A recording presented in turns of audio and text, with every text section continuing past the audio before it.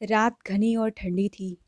अमृतसर के उस ऐतिहासिक बाग में हवा तक ठहर सी गई थी। अचानक गोलियों की तड़तड़ाहट गूंजी। चारों ओर चीखे, अफरा तफरी और दौड़ते लोग। कोई माँ अपने बच्चे को ढक रही थी, कोई बेटा अपने बूढ़े पिता को खींच रहा था। जमीन पर खून की धार बह रही थी। इस नरसंहार के बीच एक दुबला पतला नौजवान हाथ में खून से लथपथ बच्चे को उठाए खामोश खड़ा था। उसकी आंखें लाल थी, चेहरा पत्थर की तरह जकड़ा हुआ। उसने चारों ओर देखा और उसी पल उसने एक मौन प्रण लिया। मैं इस खून का हिसाब लूंगा। यही वह रात थी, 23 अप्रैल 1919, जलियांवाला बाग। और वही नौजवान आगे चलकर बना ऊधम सिंह। उस समय किसी ने नहीं सोचा था कि पंजाब के छोटे से गांव सुनाम का यह लड़का आने वाले 21 साल तक बदले की आग अपने सीने में दबाए रखेगा।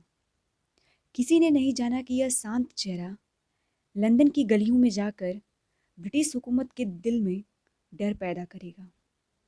लेकिन यह कहानी सिर्फ एक बदले की नहीं है। यह कहानी है उस जिद, धैर्य और इंतज़ार की जो आज़ादी के जुनून से पैदा हुई थी। ऊधम सिंह का जन्म 26 दिसंबर 1899 को पंजाब के संगरूर जिले के सुनाम गांव में हुआ। माँ पहले ही गुजर गई। पिता रेलवे वर्कशॉप में मिस्त्री थे। कुछ ही सालों बाद पिता भी चल बसे।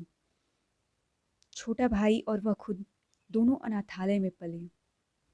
इस दर्द ने उनके भीतर बचपन से ही एक अजीब सा कठोरपन भर दिया था।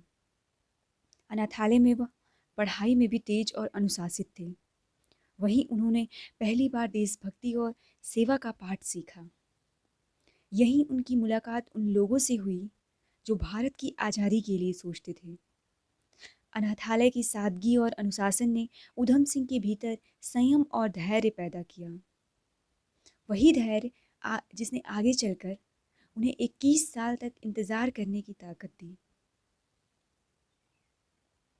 13 अप्रैल 1919 को बैसाखी के दिन वह भी जलियांवाला बाग में मौजूद थे। डायर के आदेश पर सैकड़ों गोलियां चली। उसने अपनी आंखों से हजारों लोगों को गिरते देखा। उनका दिल चीर गया। उसी पल उनकी जिंदगी का मकसद बदल गया।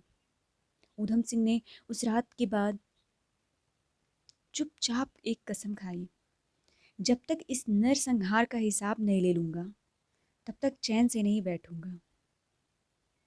वह जानते थे कि डायर तो मरेगा, लेकिन असली शक्ति ब्रिटिश साम्राज्य में बैठे वो लोग हैं जिन्होंने इस कांड को सपोर्ट किया। उनमें सबसे बड़ा नाम था माइकल ओ डायर, पंजाब का तत्कालीन गवर्नर। जलियांवाला बाग के बाद ऊधम सिंह की जिंदगी का मकसद बदल गया। वह क्रांतिकारी समूहों के संपर्क में आए। Ghadar party, Hindustan socialist republican association और भगत सिंह जैसे क्रांतिकारियों के विचारों ने उन पर गहरा असर डाला। उन्होंने ठान लिया कि वह सिर्फ भारत में बैठकर नहीं, बल्कि इंग्लैंड जाकर वार करेंगे।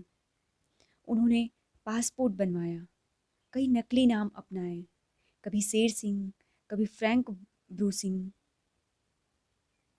कभी मोहम्मद सिंह आज़ाद। इस दौरान अपने हथियारों की तस्करी, फंडिंग और प्रशिक्षण के लिए अमेरिका, अफ्रीका और यूरोप में क्रांतिकारी नेटवर्क से संपर्क किए। 1931 में भगत सिंह की फांसी ने ऊधम सिंह को और भी भीतर तक झकझोर दिया। उन्होंने तय कर लिया कि अब इंतज़ार नहीं, वो डायर को खत्म करना ही होगा। वह 1934 में इंग्लैंड पहुंच गए। वहां मजदूरी करते हुए गुप्त तरीके से वह ओडायर के आने जाने की जानकारी इकट्ठा करते रहे।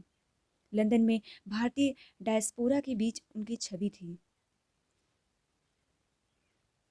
एक सीधा साधा मजदूर, लेकिन भीतर ही भीतर वह योजना बना रहे थे। उन्होंने गुप्त पहचान बनाई, अंग्रेजी सीखी, हथियार खरीदे और एक दिन का इंतजार करने लगे जब ओडायर उनकी पहुंच में होंगे। कैक्सटन हॉल, लंदन, 13 मार्च 1940 ब्रिटिश इंडिया एसोसिएशन का सम्मेलन चल रहा था। माइकल ओडायर वहाँ मौजूद था। उधम सिंह ने अपने रिवॉल्वर को कोट में छुपा रखा था। वह बेहद शांत थे। जैसे ही मौका मिला उन्होंने गोली चलाई। ओडायर वहीं गिर पड़ा। हॉल में अफरा तफरी मच गई। लोग चिल्ला रहे थे, लेकिन ऊधम सिंह के चेहरे पर संतोष था। उन्होंने 21 साल पहले की उस रात को याद किया। मैंने अपना प्रण निभा दिया। उन्हें वहीं गिरफ्तार कर लिया गया।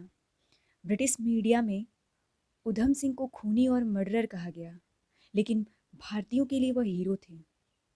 अदालत में उन्होंने बेखौफ होकर कहा, मैंने यह जलियांवाला बाग के लिए किया। जेल में रहते हुए उन्होंने कई चिट्ठियां लिखी।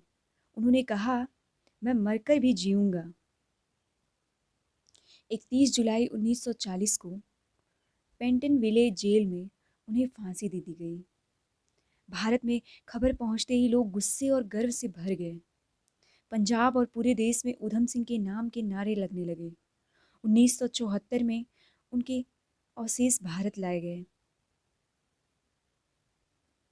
आज उनका स्मारक पंजाब के सुनाम और जलियांवाला बाग में बनाया हुआ है। आज के युवाओं के लिए ऊधम सिंह का संदेश इंतज़ार, धैर्य और सही मौके पर प्रहार। इसी के साथ यह कहानी पूरी होती है। एक ऐसा नौजवान जिसने 21 साल तक अपने दिल में जलती आग को संभाल कर रखा और सही समय पर वार किया। यह सिर्फ एक हत्या की कहानी नहीं, बल्कि उस संकल्प की कहानी है जो अन्याय के खिलाफ उठ खड़ा होता है। 21 साल का इंतजार, एक गोली और इतिहास अमर। ऊधम सिंह का नाम उस हर भारतीय के दिल में बसता है जो अन्याय के खिलाफ खड़ा होता है।